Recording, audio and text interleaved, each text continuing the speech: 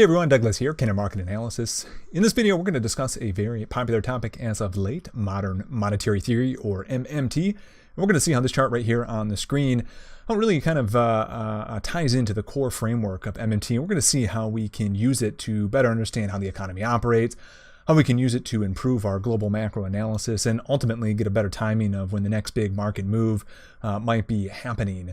Now, for some of you who might follow economics, finance, politics, MMT might be a relatively new concept. But if you've been following me for any amount of time, you know that it's actually something I've been studying and kind of applying to my thought process for quite some time. I think it was about 4 or 5 years ago when I first was introduced to the ideas of MMT. And as far as 3 years ago, back on this channel, when I started, I was posting videos discussing some of the concepts of MMT and how they could or maybe should be incorporated into a complete global macro analysis.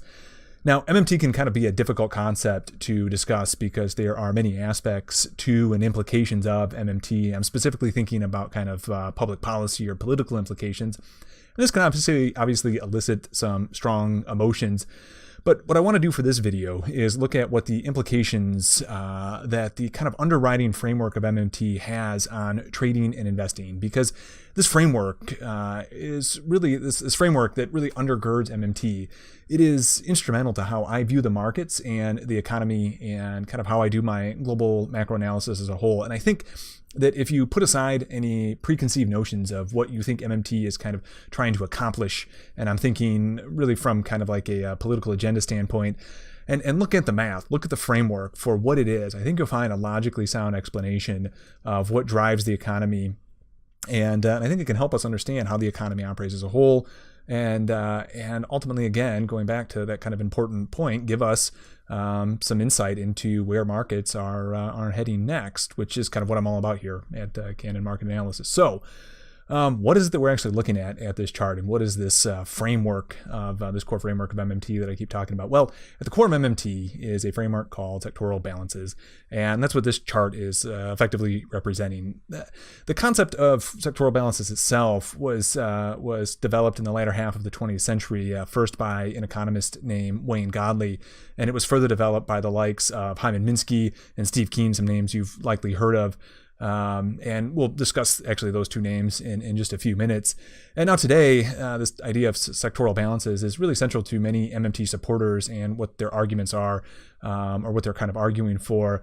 So what exactly is the sectoral balance thing? Well, what it is, or at least what it's trying to show, is that based on accounting standards, this is going to be important, based on accounting standards or accounting identity, if you break up the economy into any groups, and for a second we can just kind of make this an arbitrary example here. So let's just take two arbitrary groups that encompasses the entirety of the population. Let's say left-handed people and right-handed people. That again, by accounting identity, if the left-handed population as a whole in aggregate is running an income surplus or has a net savings, then right-handed people, by accounting identity, by definition, must be running an equal deficit. And if you add them together, it needs to zero out. That's basic economics, basic accounting 101. Now, obviously, breaking down sectors into right-handed and left-handed people is kind of a goofy data point. Even if you had it, it wouldn't be that useful. But what if we broke down the sectors into, or what if we broke down the economy into 3 sectors, and those 3 sectors being the entirety of the economy? Then we might be onto something. And that's exactly what this chart right here is doing. It's breaking down the economy into the 3 main sectors that encompass the entirety of the economy. And that would be the government sector, the private sector, and then the rest of the world. So on this chart, the red line is the government sector, the blue line is the private sector, and the green line is the rest of the world. And again, each one of these representing the net lending or borrowing of that sector, so it's surplus or deficit. Now, notice, like I just mentioned in the right-hand, left-hand example, that if any one sector of the economy is in deficit, let's take, for example, this time period during the late 90s, I'm sorry, the early 90s right here. that when during that period when the government sector was in a deficit, that at least one other sector, in this case it happened to be two sectors, must be in surplus in an equal and opposite amount to the government sector. In other words, if you add them up, they have to net to zero. And as you can see, not only by kind of the symmetry that is within the chart, but if I also turn on the price labels itself, that they do actually equal, they zero out, and during this entire chart. Okay, so what is this actually telling us? I'm going to go ahead and turn off these tooltips. They get a little annoying. So what is this actually telling us? Well, it's telling us that the government deficit, by definition, this is going to be important. It's telling us that the government deficit, by definition, are private sector savings and or the rest of the world savings, meaning that when the government spends, when it goes into deficit, and that's what deficits are, they're government spending more than taxation, that spending has to be income for someone else. On the flip side, another very important point here, when the government is in surplus, that surplus has to come from somewhere else.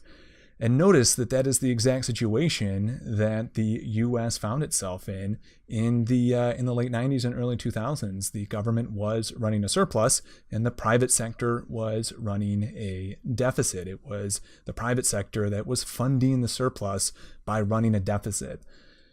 So what are some implications of this reality? Well, generally speaking, if you want a growing economy, or if you want companies to be growing and by extension their stock prices to be growing, it makes sense that the private sector needs savings or income to accomplish this. This is kind of basic economic reality. What sectoral balances is showing us is that this money needed for the private sector growth can only come from two other places. Other's an important word there. We'll keep that in mind. We'll get right back to that. But it can only come from two other places, and that would be the rest of the world or the government sector. Obviously in the U.S., where we are heavily dependent on imports, although this might be changing with new Trump policy, it'll be slowly changing. We're not going to be having any net inflows of financial assets coming from exports anytime soon. So this money can only come from the government sector itself.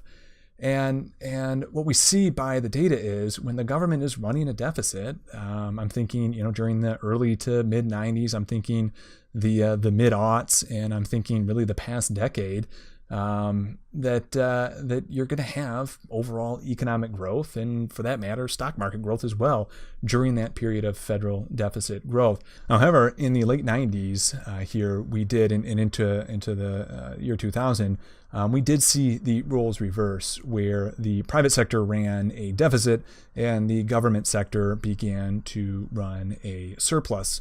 And then again in the mid aughts, we saw the private sector once again go into deficit, and I probably don't really have to tell you how those each one of those events played out. So with this model, with this sectoral balance framework, you can make sense of what is actually happening in a growing or shrinking or growing or expanding or contracting economy. And this is really what MMTers are trying to get across. I hear many caricatures of MMT that will say something along the lines of MMT means that deficits don't matter. Well, no one in the MMT camp is really trying to say that. What they're trying to say is that federal deficits function in a much different manner than most people are aware of, and that government spending is actually necessary for private sector savings. Now, an astute observer here will likely point out, but wait, we were pushing towards government surplus for the better part of the second half of the 90s, and likewise into a private sector deficit during that same time period, and yet we still continue to have an economic boom and stock growth through that period. How come? Well, that's because, as I mentioned earlier, there is another sector where money creation can come from besides the rest of the world and the government, and that sector is the private sector itself. It can create money by going into debt. But this money creation or private debt creation, it operates much differently than the two other sources of money. Sometimes you'll hear this money creation called endogenous money creation as opposed to exogenous, or vertical money creation as opposed to horizontal money creation. I'll go into a little bit more detail in this in just a second, but let me show you what I'm talking about real quick by turning on the private debt to GDP, or I should say adding the line here. Private debt to GDP during this time period, and you'll see as I add this data series, and then I got to quickly format it to go ahead and put it on a different axis. What you'll see, it's the purple line here. I'm going to go ahead and zoom on in a little bit here. But what you'll see is during this time period, the private debt to GDP really began to accelerate. Actually, let me zoom this over just a little bit further. You really began to see the private debt to GDP really begin to accelerate during this time period and into the late 90s. And that is what was supportive of the economy. That is kind of the opposite side of or how the private sector went into deficit to support the surplus of the government surplus. Now, here's the thing: money creation by the government doesn't ever have to be back. That's what doesn't ever have to be paid back, and that's what I was just talking about the different types of money. Now, it can be paid back, and we call this taxation, but it doesn't have to be paid back. And this is why it operates much differently than private debt or loans that do always have to be paid back. And this reality creates massive instability in economies that rely on private debt for growth. This is really what the likes of Hyman Minsky, what he was doing during his lifetime when he was trying to explain through his financial hypothesis or financial instability hypothesis, and today what like Steve Keen is doing with his debt deflation models, and what he's been demonstrating with that. Economies relying on private debt will be unstable, and private debt creates instability, as the first decade of the new millennium really showed us. And to further demonstrate this, what I want to do now is look at Europe and look at the deficit that Europe has been running. So we're going to go ahead and open up the government deficit surplus, and we'll pull up the chart here. Go ahead and zoom on in here, and what you're going to notice is from the Great Financial Crisis to now, to where we're at now, so kind of when the Great Financial Crisis finally bottomed out to where we're at now, the deficit has continued to shrink almost during that entire time period. We're getting a little bit more deficit growth recently, but Europe, the Eurozone, is running a very, very small deficit as a whole, and we're essentially back at the same levels that we were right prior to the Great Financial Crisis, meaning that the majority of their growth, the little growth they've had in the Eurozone, has come from private debt. And this can really be seen in a very stark manner by looking at the EZU ETF charts. This is an ETF that takes 50 of the biggest companies in the Eurozone and tracks them. And what you're going to see is since 2008, or since the Great Financial Crisis sell-off, we've had 4 sell-offs during that last decade of almost 30% or greater. And we are still down from that point, or from the 2008 highs to where we're at today, still down 38%, so almost 40% during that time period. Whereas if we switch over to the chart of the S&P, we haven't had a single sell-off greater than 30%, and we're up almost 88%, or we're up almost 82% during that same time frame. So here's the big takeaway, right?